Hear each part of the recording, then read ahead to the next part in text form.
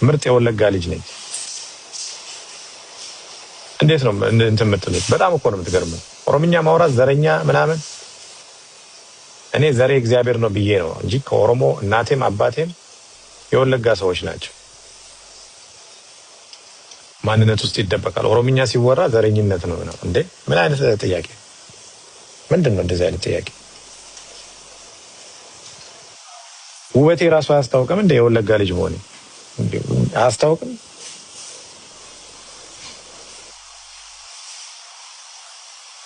ወለጋ ወደ ቤጊ፣ ጊዳሚ፣ ነቀምት፣ ነጆ፣ ሻምቡ፣ ፍንጫዋ፣ አንፊሎ፣ መንዲ፣ ቂልጡ ካራ፣ አርጆ፣ አቤ ደንጎሮ፣ ሻምቡ፣ ጃርቴ፣ ጃርደጋ፣ ሰቀላ በጣም ቆንጆ የበዛበት ሀገር ነው በነገራችን ላይ። እዛ ነው ቆንጆ የሆንኩት። ሰው ከንፈሬ ምናምን ያምራል እንዴ? እኔ ሁሉ ነገሬ ነው የሚያምረው።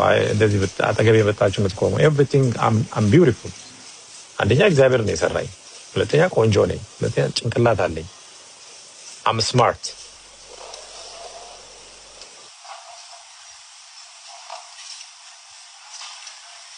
አገር ማስተዳደር እችላለሁ። ይሄ ደግሞ ያደግኩበት አስተዳደግ የተወለድኩበት ነው። ለዛ